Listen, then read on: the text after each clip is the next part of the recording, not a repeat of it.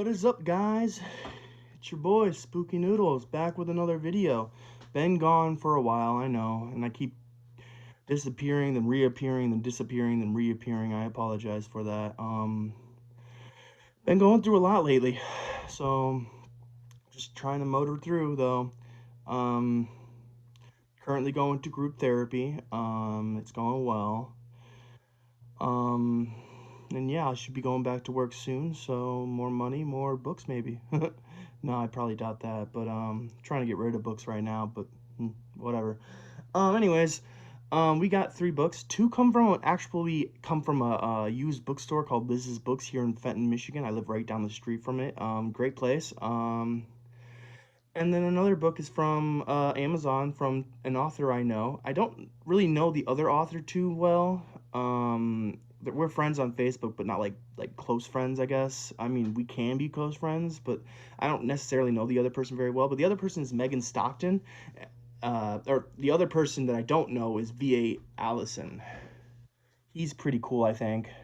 And Megan Stockton, of course, is cool. The first book we have here is the Adelparmuin. I can't say that word. But yeah, it's like this tall building. I see these a lot in Detroit. This is taking place in Alaska. So let me read the back for you guys. It's a really interesting synopsis. So here we go. Come stay a while at the Permian. We are raised on stories of monsters, taught from an early age by our parents to fear those who, by their very appearance, are a mockery of our own. Yet, have you ever thought that they might be scared of us? Welcome to the Adelparamian, the Permian to those who call it home. A 20-story hotel rising out of the frozen waste of Alaska, cut off from the world of man.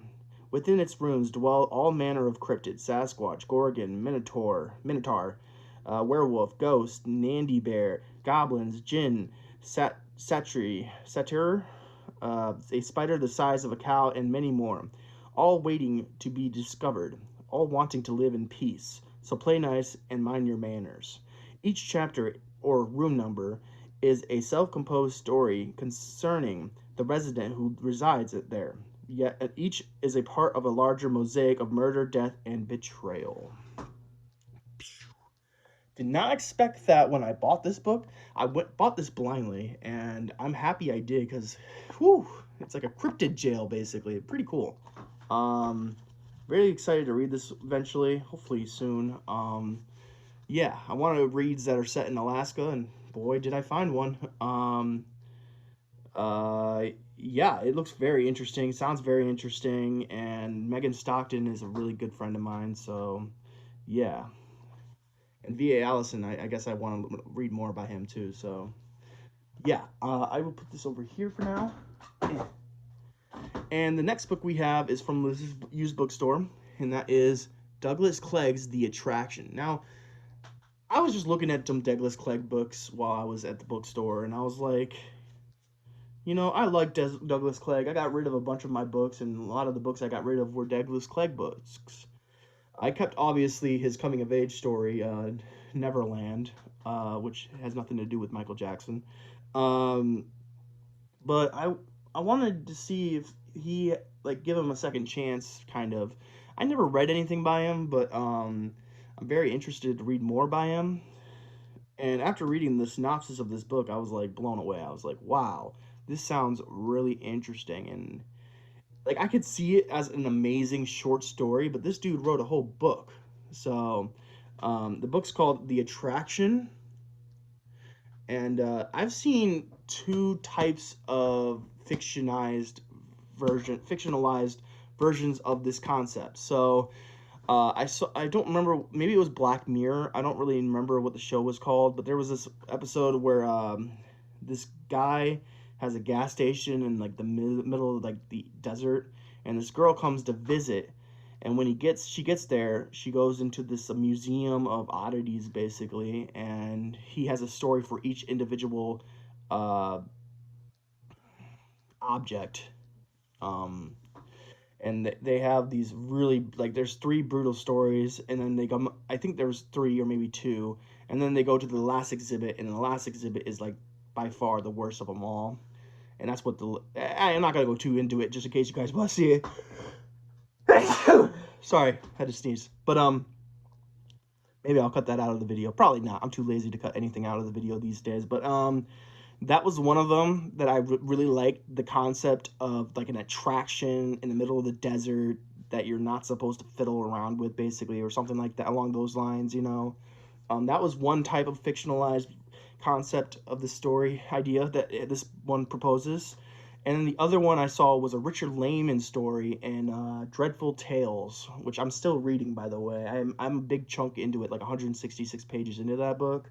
Still got a long ways to go, though, but there's a story in that where this guy goes to a bar, and in the bar there's like a fish tank, and in the fish tank there's I don't remember what it was, maybe a key or some sort, or maybe a money. I don't really remember what's at the bottom of the tank, but the goal is to fish the thing out, and if you get it, you keep it type thing or something, or you win a prize. I'm not really sure what it was, but that was another type of an attraction thing. He goes into a random bar, and there's this attraction, and everyone's putting money down if he could do it or can't do it, you know. And then, yeah, I'm not gonna ruin the story, but yeah, it's a really good story. It's not really as much as what this book's about, but it's the idea that there's an attraction, and the MC or the main character goes up to it, and yeah. But let me read the synopsis of The Attraction by Douglas Clegg, and then you'll understand why my hype for this book is. I'm so excited to read this. Like, I was reading two books by Gord Rollo, one audio book and one physical book, but I'm realizing his writing is so good, but it's like I'm getting the two books mixed up because it's by the same author, you know what I mean? So I'm reading The Crucifixion Experiments by Gord Rollo, which is fantastic so far, exactly what I needed. And then I'm also reading Crimson, a coming-of-age story, which is supposed to get me out of the reading funk, you know? And it was doing a good job, but um physically reading books is very hard for me right now with all my stresses that I have going on. I have a lot of stressors, and it's making it very hard to physically pick up a book and read it, you know, because all that's going through my mind are like all the things that are stressing me out, and it's taking me out of the story, you know. Whereas an audiobook, I can listen to it and do other things while listening to it, so it's keeping my mind occupied, you know. But sitting down and reading has just been really hard for me. Even when I turn on music, it's been hard for me, you know? And I love reading with music on. I've tried to do it with and without music. It's just, I can't stop thinking about my daily life stressors, so, or just stressors in general.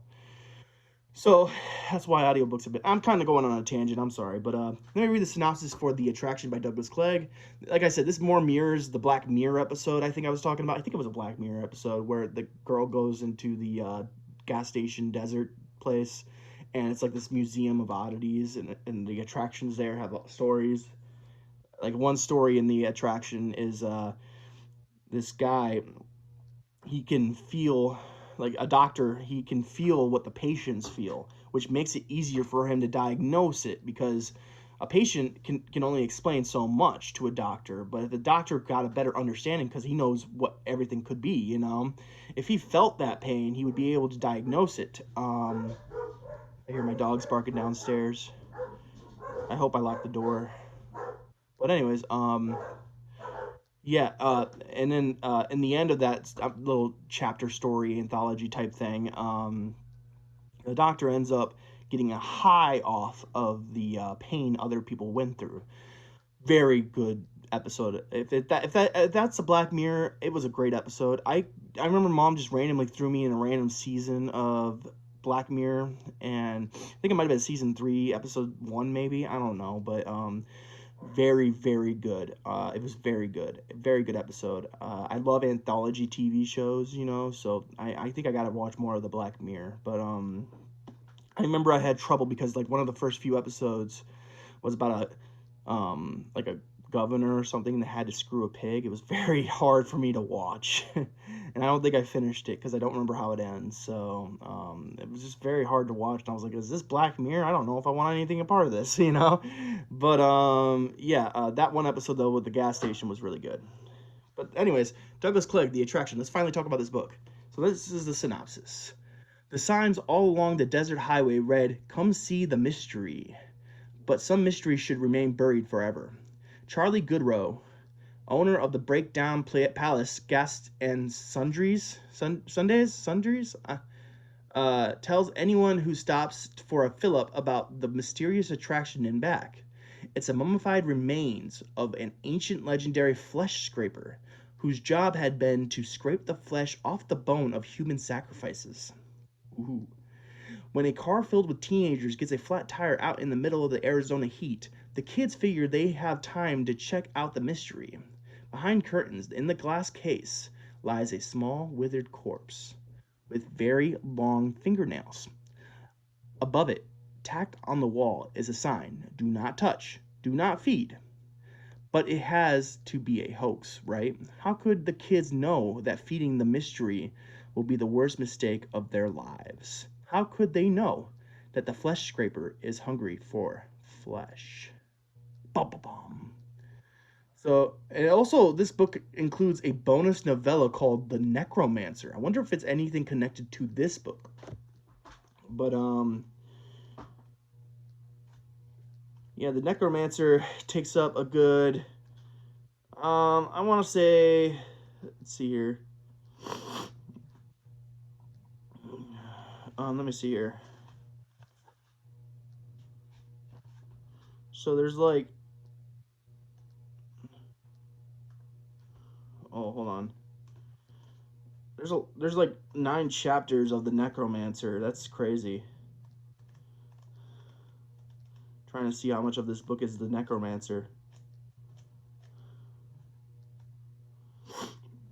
Okay, so the actual book itself. Oh no, it's still The Necromancer. Hold on.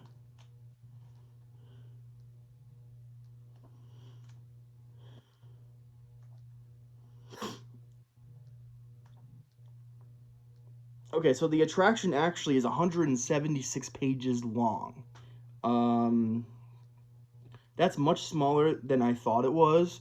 So maybe that's more doable because that's how much of the book it actually the attraction is. And then the other son is a novella for the so like basically the same amount of length. Maybe the Necromancer being a little smaller. A I don't know if I'll read the Necromancer because I don't know what it's about. And I don't know if it's the whole story or not, you know. Is it? Yeah, it's the whole story. So I definitely am attracted to the premise and the concept of this book, The Attraction, by Douglas Clegg. It sounds phenomenally. It sounds great. I haven't that. Wait a minute. I think I have read one Douglas Clegg book. So what I said, I revert what I said earlier. Uh, or not revert, but going back to what I said earlier, I guess. I have read one Douglas Clegg book before, and I was very harsh on it. I actually think back to that book, and it was actually I did have a good time. There was a lot of slow burning parts, and I wasn't a big fan of the slow burning parts because it was hard to get through the slow burn parts. But for the most part, Halloween Man by Douglas Clegg, I think it was great from memory.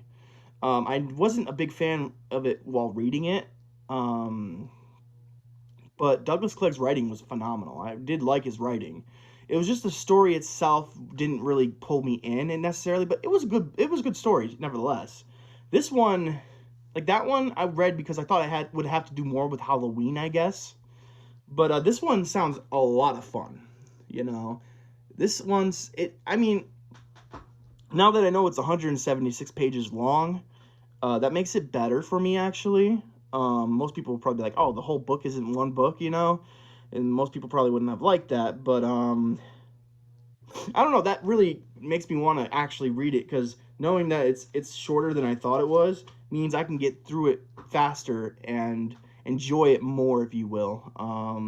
And the premise sounds so much fun. I would love to write a story about a gas station with an attraction in the back, you know, because I've been to like these desert gas stations with just because they got to reel people in somehow. You know, you get them coming there for the gas, but you reel them in with their like some weird thing, like weird cool thing in the back, or maybe there's trinkets that are cool. You know, and I've been through a few that had like some cool attractions there. You know, like New Mexico, Arizona. This one takes place in Arizona, so. But I've traveled through Arizona and New Mexico, and there are gas stations with like little attractions and stuff. So it's actually a cool premise. And I would love to read more. In fact, I'm going to take this bookmark right here, Hooked on Books. It's the, yeah. And I'm going to slip it into the first chapter of this book. And sorry if I keep sniffing like that. I'm getting over a sickness. I'm over it, but my nose is just a little runny today, so I apologize. But boom. It's probably going to be my next or current read. I'm probably going to stop Crimson, not because it's bad. Not because it's bad, okay? I love coming of age stories, and that book hooked me in right away. It's just, I'm having trouble with reading two books by the same author because they read so similarly, you know? One's a first-person narrative and one's not, but, I don't know. I'm not really, I guess, maybe it's because I'm not in the mood for a coming of age story, which is weird to me because I'm always in the mood for a coming of age story. But lately, I'm a little burned out in coming of age, you know? I tried to pick up a few books thinking, oh yeah, coming of age is my thing. So if I need to get back into if I need to get out of this reading slump, coming of age is the way to go. But I feel like I'm burnt out on coming of age stories, you know? So something like this might actually appease me, and I'm really, really excited to read it, you know? So, and I'm still going to continue with the crucifixion experiments because I needed that detective horror, you know? I've been watching True Detective a lot, and I've been watching, like, FBI True, which is just FBI cases that actually happened, and examining them through the eyes of the people who went through those cases. And then, of course, True Detective, you know what that is. I watched the 4th season, then I went back to the 1st season, watched that one, and now I'm on the 3rd season. I don't know if I'm going to watch the 2nd season because everyone dogs on it, but still trying to decide that one. But yeah, the 3rd season's going well. The 4th season's probably my favorite because it's set in Alaska, but the first one was definitely really good too, so. But yeah, The Attraction by Douglas Clegg. And then lastly, I don't know why I got this book. Um, I don't know if I have this version of this book. Excuse me.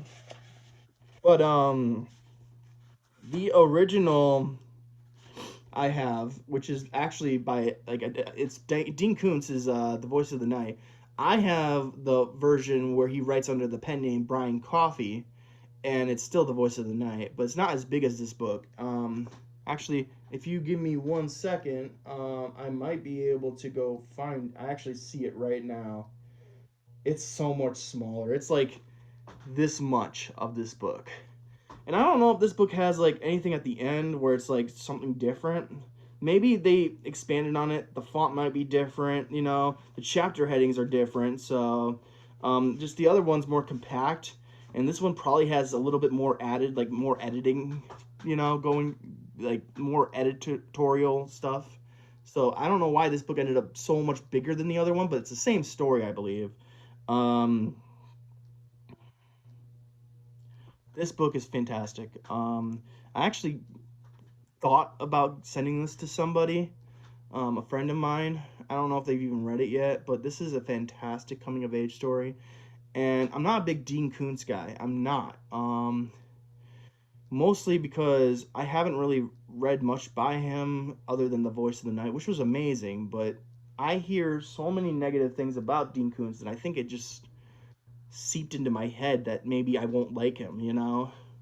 But his older fiction is what everyone loves about Dean. Like people who love Dean Koontz love his older fiction. So, and I've read this one, so and I loved it. So, yeah, maybe there's something to the older fiction of Dean Koontz. I mean, hell, new stuff could be good too. I shouldn't just accept other opinions, people's opinions or tastes of other books as my own. I should probably go in and assess it for myself. But I have read this book. Well, not this one precisely, but I've read this book, and it's really good.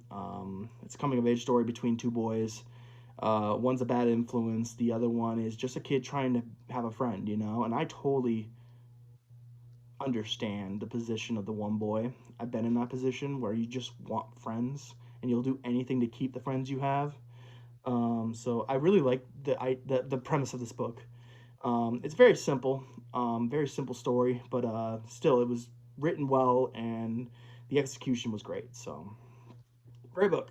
I won't read the synopsis. I already have a review on my channel. I'll raise this right here. If you want to pause it and read it for yourself, you can, or you can go to Goodreads and read it yourself. I just don't feel like reading anymore. I'm getting really tired, and yeah, I'm becoming a little tired and stressed out already. Not because of this video or anything, but I'm starting to think of other things, and as I'm sitting here thinking of all the things I could be doing right now, and it's starting to stress me out. So I'm gonna head back to it. Maybe I'll read a little bit today. I have no idea. I want to read. Trust me, I want to read. It's just I've been in my own head too much lately, and I'm trying to get out. So of that headspace, you know. So, but yeah. If you don't know, I have a music channel that I've been posting a lot of my music on.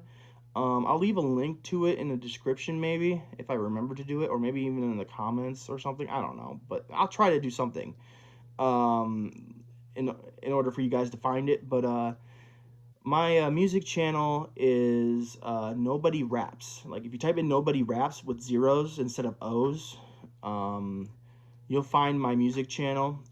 I'm not like a super big person about when it comes to like promoting. I just write music for myself and then I post it to the internet for others to hear. If others like it, then great. If they don't, then I don't really give a fuck. You know what I mean? I write it for me, and I just thought I'd share that with you. The channel's Nobody Raps, spelled with zeros instead of O's. And if I were to recommend you a song, my newest one's called "Lobotomize Me," with featuring this really dope rapper, or whatever you want to call them, artist, called No Tricks, and she's amazing. If you want my most viewed video, obviously that's going to be "Desecrate My Resting Place" with me and this other guy named Whispers in Your Head. Very good. That has like 10,000 views on it. So if you're interested in that, go check that one out. The one that means the most to me, I don't really have any. The ones that mean the most to me haven't even released yet. You know, I have this one called Burden, and that means so much to me. But I haven't finished it yet. I've recorded the hook, and the hook sounds incredible. You know, I might add more ad libs to it, but it's gonna take a while to record that song, and shoot, man, a long time to get it done. So that's been my magnum opus as of late when it comes to music. Writing wise, I've kind of hit a brick wall with writing. I'm trying still to write. Like every once in a while, I'll try to see if it's timed, you know, like if I'm in the mood yet. And I'll sit in front of a blank screen and get frustrated, write a couple lines, and then quit, you know. So I'm not there yet to where I can get back into writing. I'm thinking it's going to be soon, though, because I do miss it. I have all these cool ideas for stories, but I just can't perform the task of writing it or typing it because I've been so stressed out. I am going to group therapy right now, so that's helping. Um, just to give you an idea of what happened, I don't really want to get too much into it, but I had an anxiety attack at work, and that's one place I try not to let my emotions fly. But I had an anxiety attack at work, and that led me to not be able to work. So I had to go on medical leave. I've been on leave for a month now, and I'm going back at the end of this month to work. So very, very nervous. I don't think I'm ready, but I need money. I really need money. So going to work's the only option. I'm very, very scared to get back into the workplace. I've been working on myself so much. I have new medications. I've been on the same concoction for 4 or 5 years, and it's been working. But when multiple stressors came into my life, it challenged that prescription, and it failed. It failed miserably. So they added a new mood stabilizer to my little diet of prescriptions, and I'm hoping it works better now that I have it in my system. I'll be going to more. Uh, I'll be bumping up the milligrams soon, and hopefully that stabilizes my mood a little bit more, because I've been flying off the handle. Now, when I say flying off the handle, I don't mean like raging, like hitting walls and stuff and blowing up at people. It's more internal for me. I get mad at myself and I resort to things that isn't healthy, you know, and that's like cutting myself. So I'm trying to avoid harming myself in any way I can. I don't have any suicidal ideations, so you guys don't have to worry about that. If you are worried, you guys don't have to worry about that. But my fear is that I'll have to relieve my pressure and stress that's in my head, and I will cut myself too deep and I'll die, you know? That's my biggest fear. So I've been working and working and working on myself so much, and I feel very guilty about doing that. But if you wanted to know where I've been just trying to get mentally well. And because of that, I've been taking a step away from this channel. I haven't been buying books because that was a big stressor of mine, because I was overwhelmed with how much books I had. Shout out to my friend on Facebook. I won't mention his name just in case he doesn't want to be mentioned by name, but I know a lot of people don't like him, but he don't care if people don't like him. But like, um, he helped me get rid of a lot of my books, which is very nice of him. Um, and now I have like one shelf of books other than my special shelf, which holds all my signed books and coming of age books that I've collected over the years. That shelf is full. I might be selling some books soon, just because I need to make space. So if anyone's interested in some signed books, you know, let me know. I might have something for you that's not personalized, obviously. I don't sell personalized books that are signed to me specifically, but I have some books that are signed that I'm not really interested in, that maybe y'all would be interested in. I don't know. I'm sorry. I'm just throwing out that. I'm overthinking even while I'm doing this video, so I'm sorry. Let me just backtrack a little bit. Yeah, I've been not mentally in the right headspace, and I've been trying to fix myself. So, um, forgive me for not being more active on this channel. Um, I've just been going through it lately, like really going through it. It's been hard.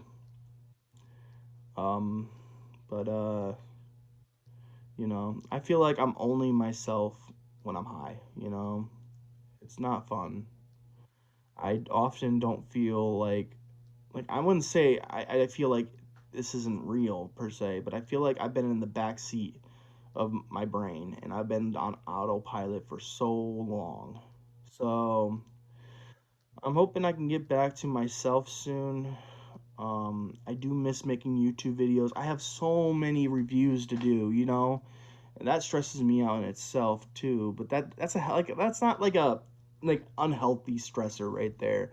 That's like a stressor to motivate me to do more. You know, I want to record and do more reviews, but because of all the other hindering stressors, it's just been hard to get myself to do anything, because I'm overwhelmed by all this stuff going on.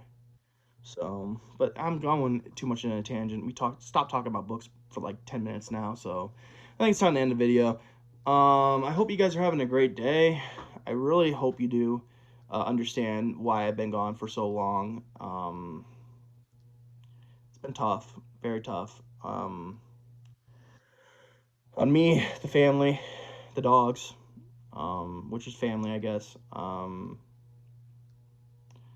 I know work don't give a fuck about me, but I'm sure it's been hard that well, they don't care. Never mind, I don't care. But yeah. I hope you guys are having a great day. I hope it's a spooky night. I'll catch you in the next video. Peace out.